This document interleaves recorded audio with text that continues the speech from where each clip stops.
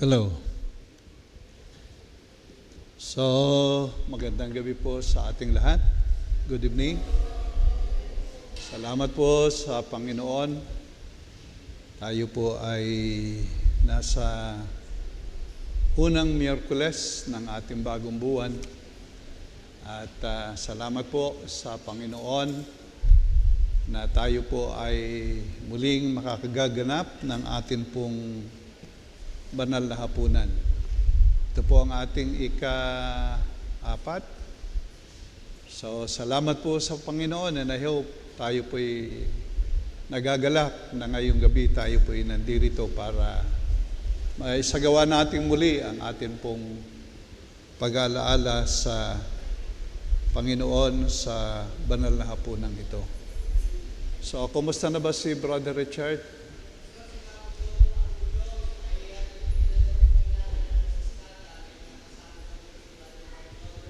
Okay. Sumabog ang gulong.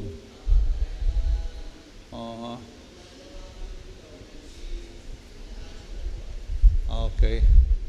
So, yun, sumabog ang gulong. So, kaya po pagka kayo may sasakyan, ay kayo ay, sabi nga, ay maging observant sa inyong gamit.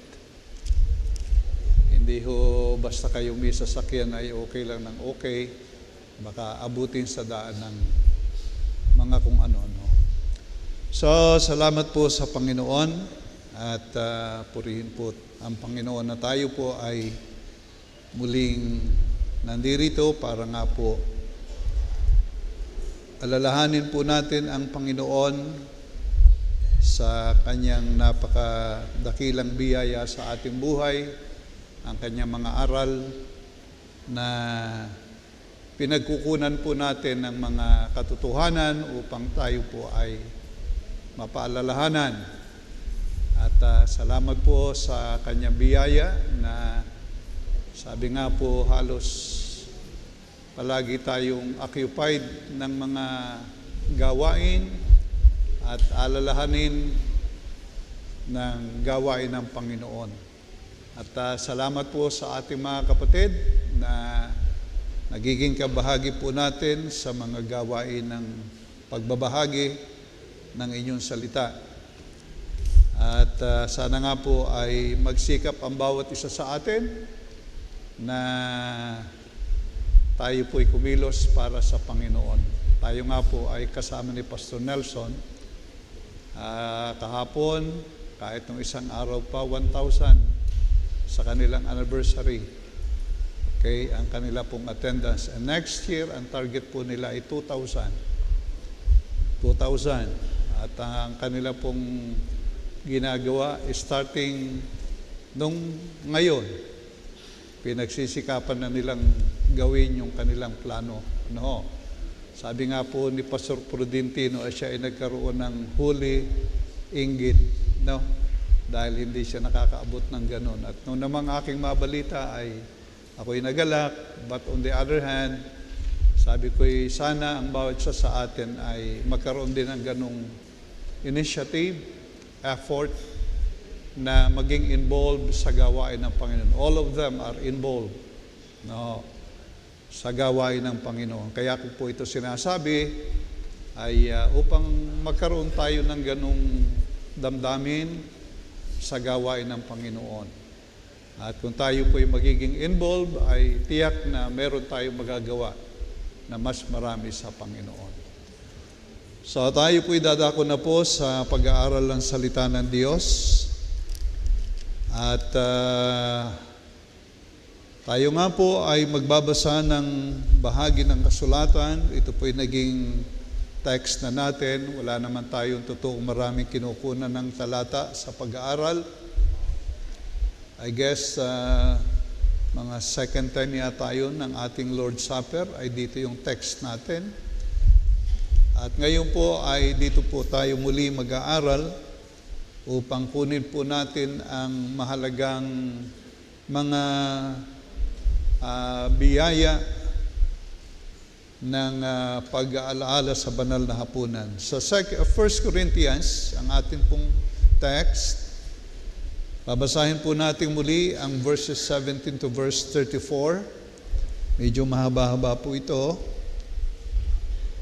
At ito po yung mayroong kaugnayan sa banal na hapunan. 1 Corinthians chapter 11, verses 17 to verse 34. So tayo po tumayo, mga kapatid. Ito po yung sulat ni Apostol Pablo sa mga taga-Korinto. At sa verse number 1 ay nandirito po yung sinasabi ni Apostol Pablo sa iglesia ng mga taga-Korinto. Maging tagatulad kayo sa akin na gaya ko naman kay Kristo. And then sa 17, datapuat sa pagtutugubilin sa inyo nito. Yan po itungkol sa banal na hapunan.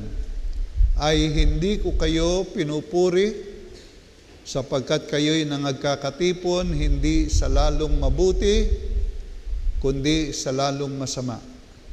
Sapagkat una-unay nababalitaan ko na kung nangagkakatipon kayo sa iglesia, ay mayroon sa inyong mga pagkakabahabahagi na may kaunting paniniwala ako. Sapagkat tunay na sa inyo'y mayroong mga hidwang pananampalataya upang yaong mga napatunayan na ay mga hayag sa inyo. Kung kayo nga ay nangagkakatipon, ay hindi kayo maaaring magsikain ng hapunan ng Panginoon. Sapagkat sa inyo'y pagkain, ang bawat isa'y kumakuha ng kani-kaniyang sariling hapunan na nagpapauna sa iba at ang isa ay gutom at ang iba ay lasing. Wala baga kayong mga bahay na inyong makakanan at mainuman, o niwawalang halaga ninyo ang iglesia ng Diyos at hinihiya ninyo ang mga wala ng anuman. Ano ang aking sasabihin sa inyo? Kayo bagay aking pupurihin? Sa bagay na ito ay hindi ko kayo pinupuri.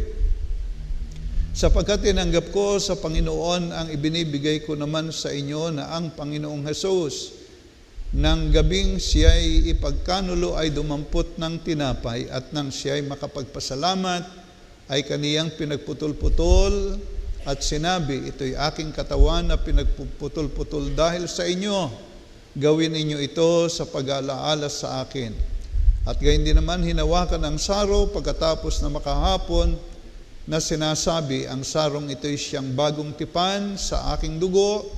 Gawin ninyo ito sa tuwing kayo'y magsisiinom sa pag-alaala sa akin. Sapagkat sa tuwing kanin ninyo ang tinapay na ito at inuman ninyo ang saro, ay inihahayag ninyo ang pagkamatay ng Panginoon hanggang sa dumating siya. Kaya't ang sino mang kumakain ng tinapay o umiinom sa saro ng Panginoon, na di nararapat ay magkakasala sa katawan at dugo ng Panginoon. Datapwat siya sa atin ng tao ang kanyang sarili at saka kumain ng tinapay at uminom sa saro. Sapagkat ang kumakain at umiinom ay kumakain at umiinom ng hatol sa kanyang sarili kung hindi niya kinikilala ang katawan ng Panginoon. Dahil dito'y marami sa inyo ang mahihina at masasaktin at hindi kakaunti ang nangatutulog. Datapwat kung ating kikilalanin ang ating sarili, ay hindi tayo hahatulan. Datapwat kung tayo'y hinahatulan, ay pinarurusahan tayo ng Panginoon upang huwag tayong mga hatulang kasama ng sanglibutan. Dahil dito, mga kapatid ko, kung kayo'y mga sasalo-salo sa pagkain, ay maghintayan kayo. Kung ang sino man ay magutom, kumain siya sa bahay upang ang inyong pagsasalo-salo ay huwag maging sa paghatol at ang iba ay aking aayusin pagparian ko. Ang atin pong binasang talata ay malinaw na ang pinag-uusapan dito ay ang sasagawa ng mga taga-Korinto tungkol sa banal na hapunan. At dito po sa ating binasang talata, dito po tayo mag-aaral upang tayo po ay maturuan at mapaalalahanan ng tungkol sa banal na hapunan. Ang ating pong paksa ng pag-aaral ay ang pag-aalaala sa banal na hapunan ng Panginoon. Okay? So, ang pag-aalaala, how we are going to perform the Lord's Supper. Yan po yung ating bibigyan ng pag-aaral ngayong oras na ito. Tayo muna po ay manalangin. Mapagpala po namin Diyos, aming Ama, muli nga po sa iyo pong banal na harapan, kami po ay lumalapit. Nagpapasalamat po sa inyong biyaya na muli, Panginoon, kami po sa gabing ito ay inyong dinala sa inyong pong bahay-sambahang ito. Kasama po ng aming mga kapatiran mula sa Lipa, sa Concepcion at sa mga areas po namin na kung saan po ay nanduroon ang iyong mga anak. At salamat nga po, Panginoon, na sa gabing ito kami po ay makapagbubulay ng iyong banal na salita. At hinihingi ko po, Panginoon, ang iyong patnubay, ang iyong unawa. Ilagay mo po, ibigay mo po sa kaunawaan ng bawat isa. At ako rin po, Panginoon, tulad ng palagi kong hinihingi sa iyo ay ang kaalaman, ang kahusayan na maibahagi po ang nais mong ipaabot sa inyong mga anak tulad sa gabing ito ng aming pong pag-aaral. At umaasa nga po kami sa patnubay ng iyong banal na Espiritu. At Ama, ito po'y dalangin po namin sa iyo at hinihingi po ang lahat sa iyo sa dakilang pangalan ng Panginoong Hesus. Amen. Tayo po ay magsikupo at ngayon nga po ay tayo po ay mag-aaral tungkol sa banal na hapunan ng Panginoon na bago po natin ito gawin ay upang maturuan tayo at mapaalalahanan tayo ng ilang mga bagay upang magawa natin ito na may kaayusan at maluwalhati ang Panginoon sa pagsasagawa nito. So makikita po natin na ito nga po ay si Apostol Pablo ay nangungusap sa iglesia po ng Korinto. Na kung inyo pong inobserve ang church ng Korinto, ay napakarami pong mga untowards na kanilang mga practices ang iglesyang ito. Maraming problema ang church ng Corinth. At isa na rito ay maging sa pagsasagawa ng banal na hapunan. At tulad po ng ating nakita rito sa ating binasang talata. In fact, siya po'y nagbibigay ng paalaala at pagtuturo.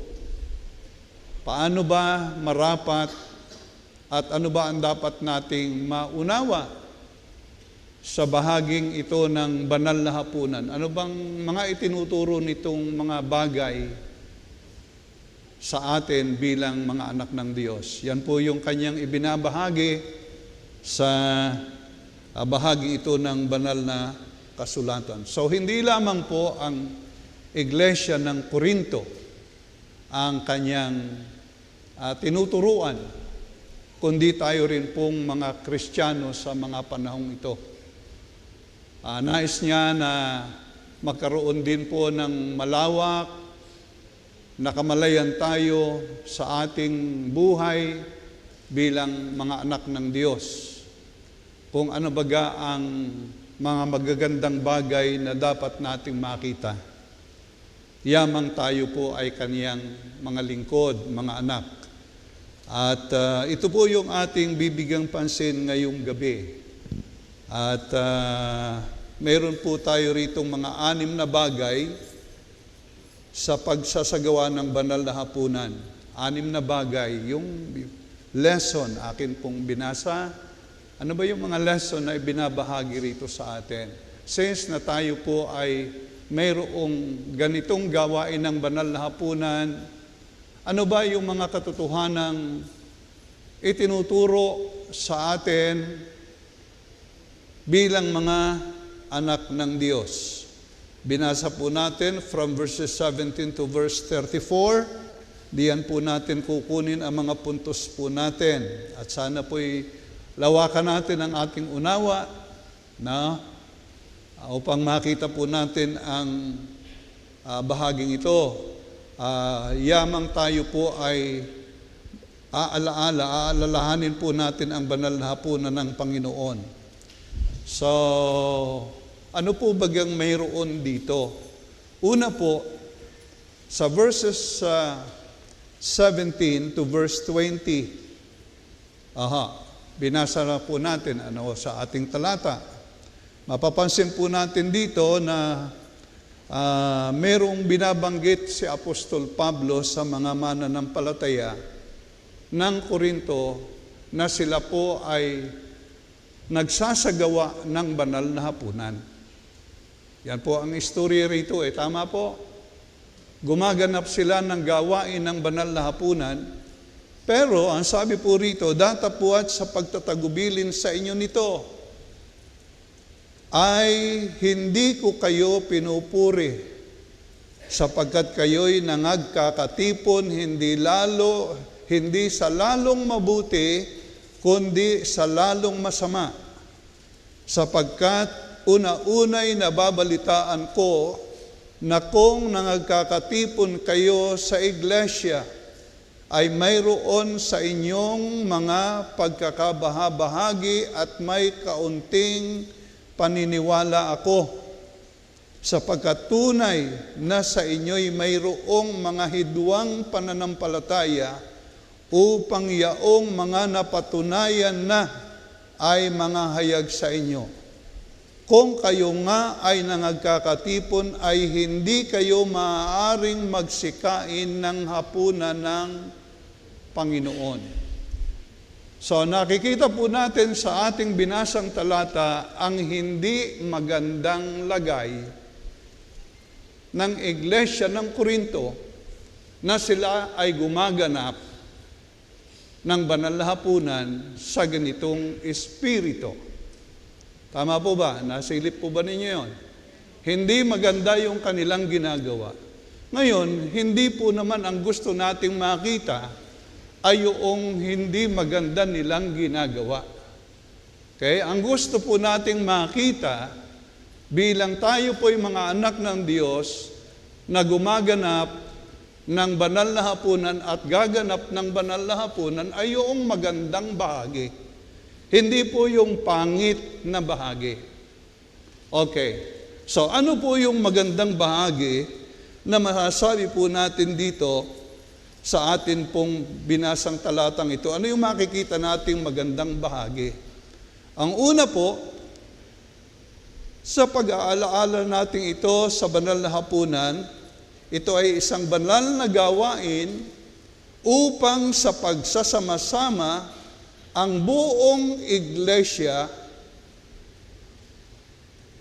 upang magsama-sama ang buong iglesia upang ipaabot ang pagpupuri at pagpapasalamat sa Diyos.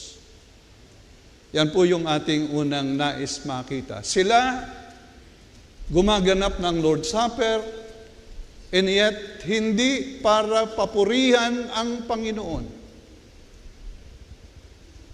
kundi ang kanilang sariling mga kagustuhan na hindi ayos sa kalooban ng Panginoon. Bilang tayo po ay magsasagawa ng banal na hapunan, na ito nga po ay isang banal na gawain, ay upang magsama-sama ang buong iglesia upang ipaabot ang pagpupuri at pagpapasalamat sa Panginoon. Nakuha ho ba niyo ang ibig kong sabihin? Ibig kong sabihin, mga kapatid, kung ang Korinto nga po ay hindi ayos ang ginagawa, ay maganda po na makita natin yung magandang ayos bilang iglesia ng Panginoon. lalo higit sa gawain ng pag-aalaala sa Panginoon. Amen po mga kapatid? Yun po yung ating nais makita rito, na ang buong iglesia ay gumaganap nito, ng gawain ito ng banal na hapunan. Yan po'y kalooban ng ating Panginoong Diyos, na tayo po'y nagsasama-sama upang magpuri at magpasalamat sa Diyos. Well, I hope hindi lamang po yung hindi maganda rito ay yung merong ganitong espiritu sa kanila. I believe din na kung ikaw ay isang anak ng Diyos at mayroong banal na hapunan sa inyong church, sa ating church, at wala kang ganong desire na mag-participate sa gawain ng Panginoon, hindi rin magandang bagay sa harapan ng Diyos. Amen po mga kapatid. Nakita ho ba niyo ang puntos natin? Ang Korinto, hindi maganda ang asal. Meron silang division, meron silang hindi magandang ginagawa, ay gumaganap ng Lord's Supper. Ay sa atin namang binabanggit, siguro naman ay hindi naman ganong kagrabe, but ang ating binabanggit na dapat nating mapansin, ay tayo rin namang lahat dapat mayroon tayong eagerness sa gawain ito ng Panginoon. Amen po mga kapatid. Na ginagampanan natin itong natutuwa tayo na higit sa lahat ay ating pinupuri at itinataas ang ating Panginoong Diyos. Okay? Hindi natin pinababayaan. Alam po ninyo kung ating titingnan ang Church of Jerusalem in chapter 2 of Acts, verses 42 and 47. Every time they have their Lord's Supper, all of them, I believe na silang lahat ay nanduroon sa kanilang banal na hapunang iyon. Sila ay nagagalak na gumaganap ng gawain. Church, ang nais ko pong sabihin sa atin, huwag maging habit natin sa ating buhay na ang gawain ng Panginoon katulad po nito ay hindi po natin tunay na pinahahalagahan. O kaya ay anumang bahaging hindi mag-establish ng magandang patutuo sa ating Panginoong Diyos. So yan po mga kapatid, ang isang ipinauunawa po dito sa atin. Sana po yun ang ating maging hangarin sa buhay natin, na ang bawat isang Kristiyano ay marapat na may dakilang paghahangad na makabahagi ng gawaing ito ng iglesia ng Panginoon. Amen po? So, every other month, we have our Lord's Supper.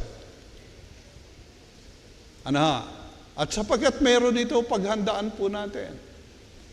Huwag yung pinababayaan natin. O kaya naman, merong ganito, pero yun ang espiritu na hindi ayos sa isa't isa. Naunawaan ho ba natin mga kapatid? Sana po'y makita natin ang bahaging ito. Okay? Iniaayos po ni Apostol Pablo ang Korinto. Hindi ayos ang inyong ginagawa. Kayo naglo-Lord Supper, pero hindi ako approve sa inyong ginagawang yan. Ay lalo higit ang Panginoong Diyos ay hindi rin po natutuwa. Kaya po mga kapatid, sana po yung ating nakikitang mga katotohanan ay makita po natin at yakapin natin sa ating mga sarili. Sapagkat magandang niyayakap natin yung tama kaysa mali. Tama po? Okay? Sa ating mga kapatiran, sa mga gawain po natin, yan ang makita natin gawin. Amen po. Pangalawa, anin po ito Pasimula pa rin po sa talatang 18 hanggang 22. Okay? Nabasa na po natin ang up to 20 ng verse, tuloy na nating basahin. Simulan natin sa 20. Kung kayo nga ay nangagkakatipon, ay hindi kayo maaaring magsikain ng hapunan ng Panginoon, sapagkat sa inyong pagkain, ang bawat isa'y kumukuha ng kani-kaniyang sariling hapunan, na nagpapauna ang iba at ang isa ay gutom at ang iba'y lasing. Ano? Wala baga kayong mga bahay na inyong makakanan at maiinuman, o niwawalang halaga ninyo ang iglesia ng Diyos at hinihiya ninyo ang mga wala ng anuman? Ano ang aking sasabihin sa inyo? Kayo bagay aking pupurihin? Sa bagay na ito ay hindi ko kayo pinupuri. Again, patuloy na binabanggit ang hindi magandang asal ng Korinto. Gumaganap sila ng banal na hapunan, pero ito yung sitwasyon, ito yung kondisyon ng kanilang iglesia. Okay? Hindi maayos. Ngayon, ano ang ipinakikita naman sa atin sa positive side? Okay? Sapagkat nakita natin ang ganitong katotohanan sa iglesia ng Korinto, ay ito naman ang makita natin, yung magandang bahagi na dapat nating yakapin sa ating sarili. Na ibig nating sabihin na kung meron po tayong banal na hapunan, at hindi lamang po sa panahon ng banal na hapunan, ay ito po ay upang tayo po ay makapagsiyasat ng buhay natin sa Diyos. Upang ito ay maiayos na gamitin. Meron tayong banal na hapunan pagtapos ang buhay ko'y hindi ayos. No? Hindi ito nakakalugod sa Diyos. Ngayon, pinupuna tayo rito ni Apostol Pablo ang Korinto ni Apostol Pablo. Ngunit nais ko rin sabihin na kung ganito rin ang lagay ng ating buhay, ay dapat nating makita ang positive side na masiyasat natin ang ating sarili. Ako, maglo-Lord Supper. Pero ano nalagay ng buhay ko? Ako ba ay tulad ng mga taga-Korinto? Yun ba yung espiritong nasa akin? Mga kapatid, kaya nga po, salamat, mayroong pagtuturo sa atin na hindi marapat na nanduroon tayo sa isang sitwasyon ng buhay na hindi maganda. Lalo higit, mag-aalaala tayo sa ating Panginoon. Yan po yung sitwasyon ng iglesyang ito. So, ginagampanan po nila ang Lord's Supper na hindi maayos, at ito nga po'y pinatututuhanan ng kanilang buhay bilang Kristiyano. At sa pagkakataong ito, ay ito po'y paalaala upang maisaayos ang kanilang buhay mula sa lahat ng hindi magandang asal ng buhay. At kung sila'y pinapaalalahanan, tayo rin po ay pinapaalalahanan. Pagkatapos na tayo maligtas. Ano ang sabi ng Romans 12? Alam na natin, 1 and 2. Pinamamani ko nga sa inyo, I beseech you, therefore, brethren, that ye present your bodies a living sacrifice, holy, acceptable unto God, which is your reasonable service. And be not conformed to this world, but be transformed by renewing your mind. Ayusin natin ang ating sarili. So, sabi rin ng 1 John 2, love not the world, neither the things that are in the world. Huwag nating ibigin ang sanglibutan. Mga kapatid, yan po yung sitwasyon ng Korinto. Naglo-Lord Supper, hindi ayos ang buhay. Ngayon, isang magandang pagkakataon upang ito'y maging paalaala sa atin na masiyasat natin. Ako, magbabanal na hapunan din. Pero how about the condition of my life? Ano ba ang lagay ng buhay ko? Nasa ayos ba ang buhay ko? O tutulad ako sa mga taga-Korinto na palagi na lang ganun ang sitwasyon ng buhay nila. Oho, mga kapatid. No? Yan po yung isang magandang paalaala sa atin. At magandang iayos ang hindi ayos. Tama po? Oho, yan po ay magandang lesson para sa atin. Okay, number 3. Number 3. Ano pa po ang ipinapaalala dito sa ating banal na hapunan?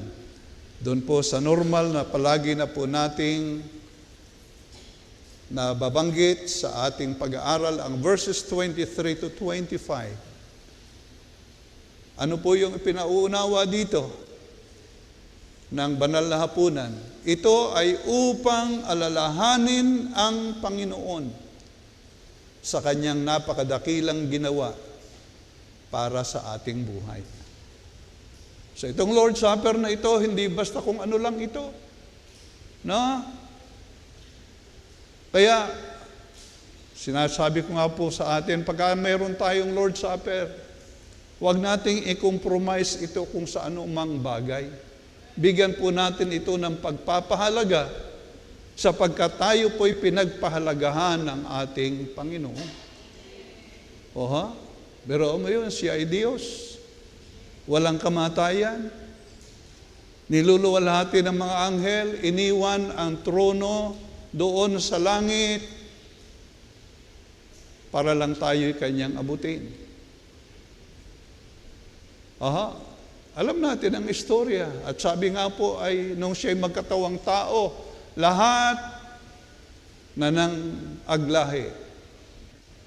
Pinarusahan siya, sinipa siya, sinampal siya, binunot ang kanyang balbas, niluran siya na Diyos na walang kasalanan. Nayaan po ay isa sa ating inaalaala ngayong gabi sa ating banal na hapunan. Okay? Kaya po itong gawain ito, hindi po ito isang simpleng gawain ng iglesia ng Panginoong Diyos. Kaya po ang palaging encouragement natin, ihanda natin ang ating sarili.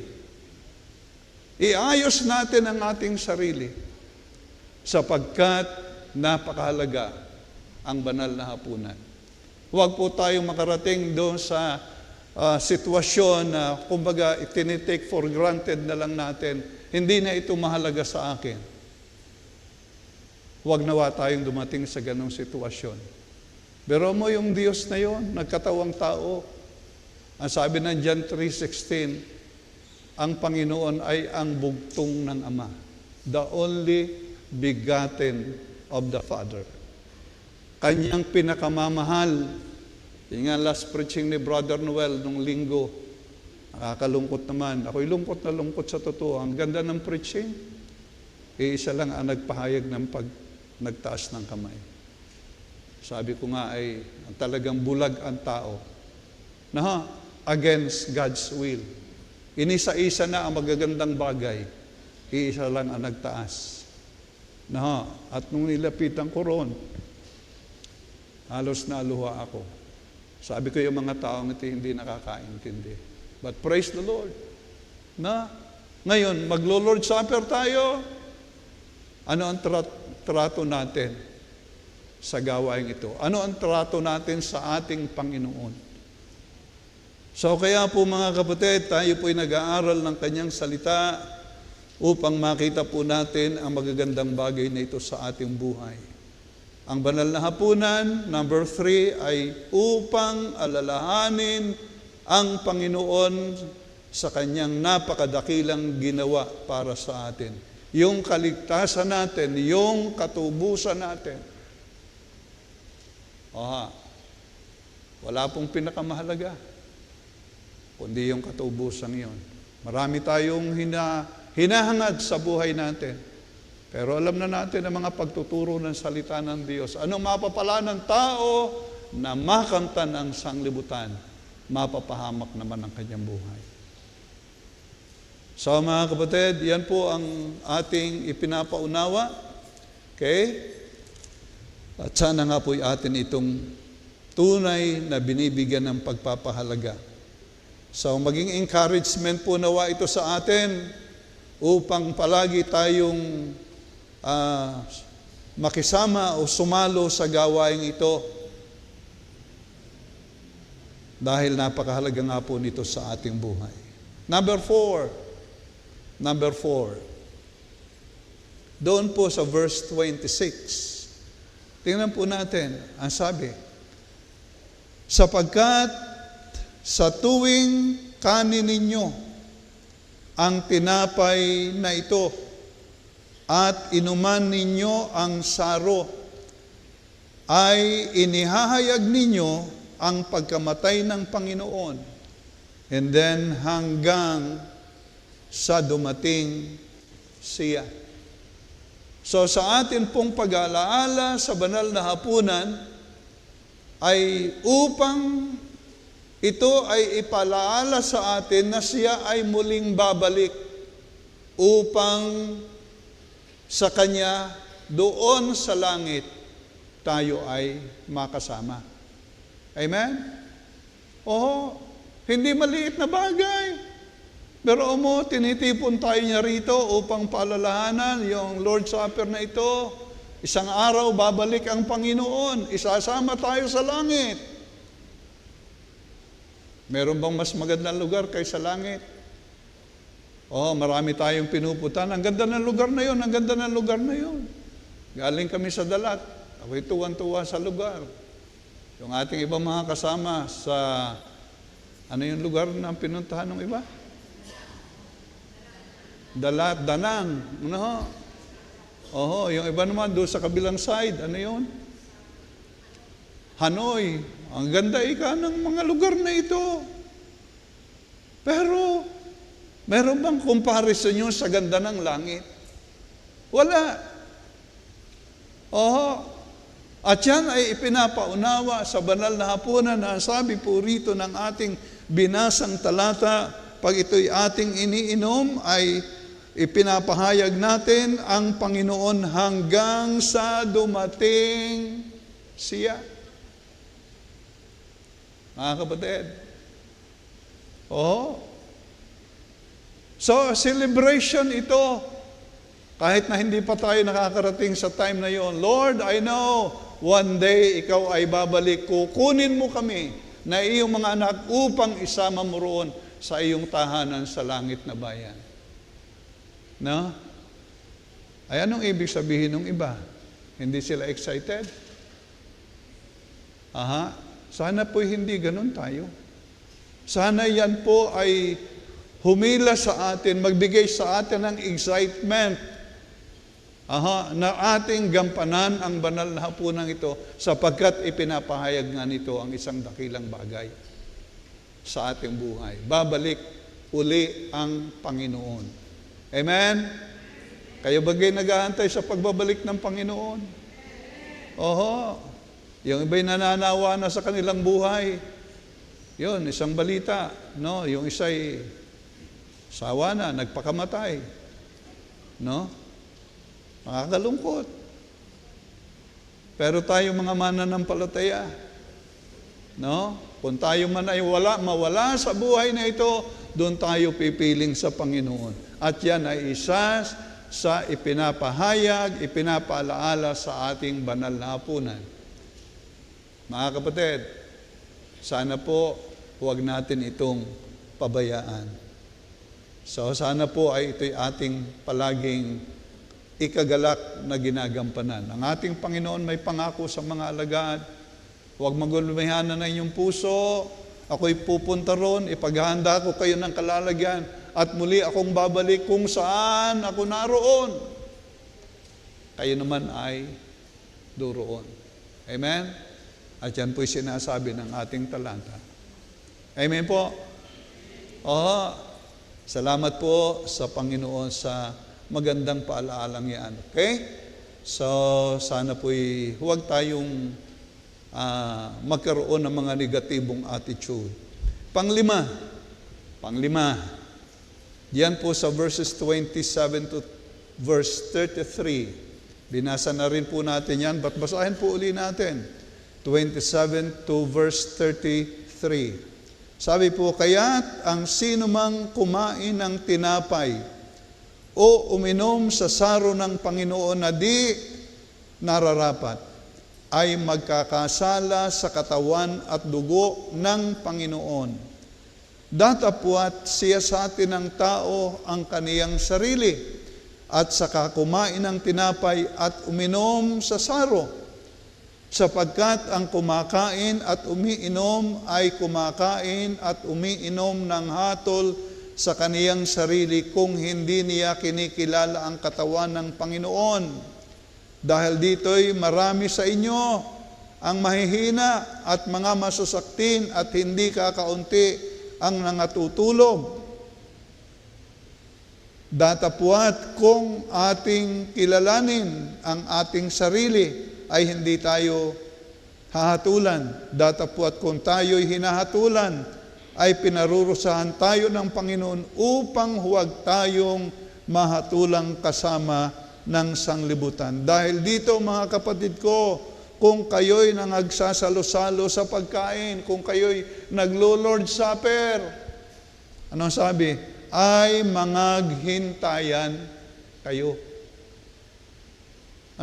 Anong ginagawa nila? Piyesta na yung kanilang ginagawa. No, parang na ito, siguro tayo yung ating tatanggapin.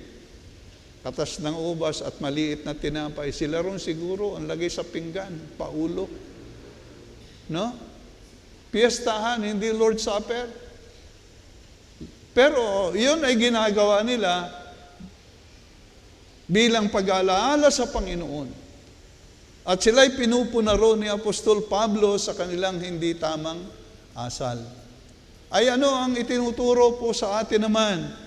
Hindi nga po maganda yung kanilang ginagawa. Siyempre, ang atin namang kinukuha yung magandang bahagi. Ay ano po yung dapat nating maalaala, makita sa ating pagsasagawa ng banal na hapunan?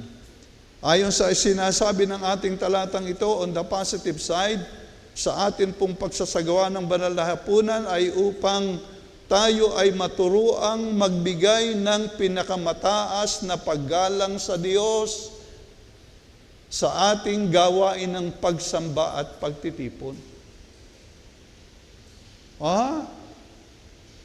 Ay yung kanilang ginagawa, Lord Supper, pagsamba at pagtitipon. Pero, anong klase? Diba? Anong klase? Hindi sila sumasamba. Wala ang espiritu ng pagsamba. Pero, ginagawa nila yon sa pangalan ng pagsamba. Pero ang sabi, marami sa inyo ang mahihina at nangatutulog. Kayo ay pinatay ng Panginoon ng marami sa inyo. Mga sakitin ang marami sa inyo sapagkat kayo ay gumawa ng ganyang asal sa Panginoon. Kaya po naman kinukuha natin yung positive side. Na sinabi na nga po natin sa ating panganal na hapunan ito ay upang tayo ay maturuang magbigay ng pinakamataas na paggalang sa Diyos sa ating gawain ng pagsamba at pagtitipon. Na hindi lamang sa time na ito, kundi maging sa regular Sundays natin. No? Ang Diyos ba'y maliit sa ibang araw? Ang Diyos ba'y hindi ganong kataas ang kadakilaan pagka normal na araw, pagka ibang linggo, ang Diyos ba ay mahina? Hindi. Ang Panginoon, kung ano siya mula noon hanggang ngayon at magpakailanman, ay palaging nananatiling ganon. Hindi lang po sa time ng Lord's Supper, dapat ay ating maipakita ang pinakamataas na paggalang sa Diyos at ang gawain ng pagsamba sa Diyos. Amen po mga kapatid? Naunawaan ba natin ang ating pag-aaral? So sana po'y dumating sa ating kamalayan yun. No? Ang Diyos ko, hindi siya mahina sa araw na yun. At ang Diyos lamang ay mahigpit pagka araw ng Lord's Supper. No? Si Ananias, hindi naman Lord Supper yun eh. Kinuha lang yung pera. Okay? Nagsinungaling lang, pinatay na. Okay? So mga kapatid, salamat po na tayo po ay tinuturuan. Kumusta po ang ating pagsamba? Kumusta po yung espiritong taglay natin sa gawain ng Panginoon? Yan po ay dapat nating itinatanong sa ating sarili. Ako, nagsasabing Kristiyano, ano nga ba yung attitude ko sa Panginoon? Do I have that kind of respect to God? Sa aking pagpunta sa church, ako'y pumupunta sa church para sumamba. Kumusta baga ang aking puso sa Panginoon? Alam po niyo mga kapatid, dapat tayo maging seryoso. Ang sabi po ng isang talata, ang Diyos po natin ay hindi napabibiro. Naalala ko yung talatang yun eh. Ibig sabihin po niya, always give Him the highest respect in our life. Amen po? Mga kapatid, sana po'y nakikita natin ang mga katotohanan ito sa ating buhay. At sa huli po, number 6, sa verse 34, ano ang sabi rito? Kung ang sino man ay magutom, kumain siya sa bahay, upang ang inyong pagsasalo-salo ay huwag maging sa paghatol, at ang iba ay aking aayusin pagparian ko. So mayroon pong paalaala rito, na ano po, sa pag-aalaala po natin sa ating banal na harapan, sa kanyang pagtuturong ito, ay upang turuan tayo na gumalang sa tahanan ng ating Panginoong Diyos. Amen? Na tayo'y gumalang sa tahanan ng ating Panginoong Diyos. Okay? So sabi po rito, kung ang sino man ay magutom, kumain siya sa bahay nila. Doon sa inyong bahay kayo kumain, huwag dito. Huwag dito yung piyestahan ninyong gawin. No? Kaya po dito sa atin, sa auditorium natin, bigyan po natin ng respect. No, ito yung ating pinaka-sanctuary, ito yung ating lugar kung saan tayo'y sumasamba. Kaya nga po, binabanggit natin ito. Baka minsan hindi natin naaalaala. Hindi natin naaabot ng kamalayan na dito sa lupa, yung bahay-sambahan ng Panginoon, dapat nabibigyan din po natin ng mataas na respeto. Amen po mga kapatid? Tingnan po ninyo doon sa John, chapter 2. Baka nalilimutan po natin, verses 13 to 16. Inyo hubang alaala yung talatang yan? John chapter 2, verses 13 to 16. Meron po ritong isang istorya na tungkol sa ating Panginoon. Ito po ang sabi, at malapit na nga ang Pasko ng mga Hudiyo, at umahon si Jesus sa Jerusalem. At nasumpungan niya sa templo yaong nangagbibili ng mga baka at mga tupa at mga kalapate at ang mga mamamalit ng salapi na nangangakaupo. Anong nakita ron? Naroroon sa templo yung mga nagbibili ng mga baka at mga tupa at mga kalapate at mamamalit ng salapi na nakaupo. Sa templo yun ang sabi. Okay? At ginawa niyang isang panghampas. Sino yung niya? Sino yun? Ang Panginoong Hesus. At ginawa niyang isang panghampas ang mga halubid. Itinaboy niyang lahat sa templo at ang mga tupa At gayon din ang mga baka at ibinubo niya ang salapi ng mga mamamalit at ginulo ang kanilang mga dulang. At sa nangagbibili ng mga kalapati ay sinabi niya, alisin ninyo rito ang mga bagay na ito. Huwag ninyong gawin ang bahay ng aking ama na bahay kalakal. Yan ba yung nabasa nyo sa Bible ninyo? Oo, kaya po, itong ating lugar na ito, no? Binibigyan po natin ito ng mataas na respeto. No? Sana'y makita natin at hindi lang po dito, doon sa ibang simbahan, ganon din po yan. No? So, kaya po ang sinasabi po natin ay itong Lord's Supper na ito ay upang turuan tayo na gumalang sa tahanan ng Panginoong Diyos. Yan po yung mga katotohanan ng atin pong nakita. At nagpapasalamat po tayo sa Panginoon sa pagtuturo na kaniyang ginawa maging sa pagkakataong ito na tayo po'y nakapag-aral. Sa panahon ng banal na hapunan, doon po nagturo si Apostol Pablo sapagkat hindi nga po ayos ang kanilang ginagawa. Ano po yung ating binanggit na 6? Tungkol sa pag-aalaala sa banal na hapunan, ito ay isang banal na gawain upang magsama-sama ang buong iglesia upang ipaabot ang pagpupuri at pagpapasalamat sa Diyos. Yan po ang isang layunin ng ating church sa Lord's Supper na ito. Pangalawa, ito ay upang makapagsiyasat ng buhay sa Kaniya upang ito ay maiayos na gamitin.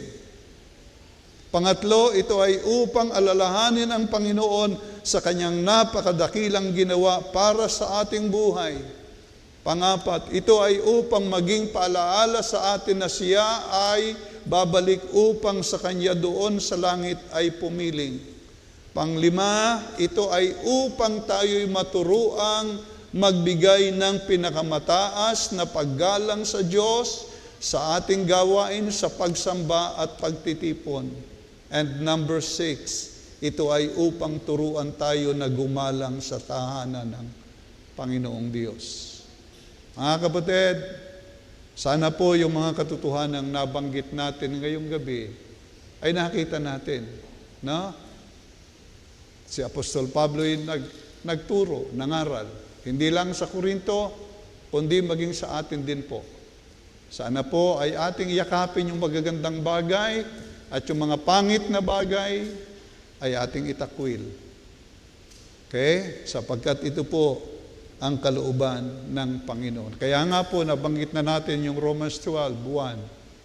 Pinamamanhikan tayo alang-alang sa kahabagan ng Diyos, ay ating ihandog ang ating sarili na isang banal, kaya-aya sa Diyos. Isang haing buhay, banal, kaya-aya sa Diyos, na siya nating katampatang pagsamba.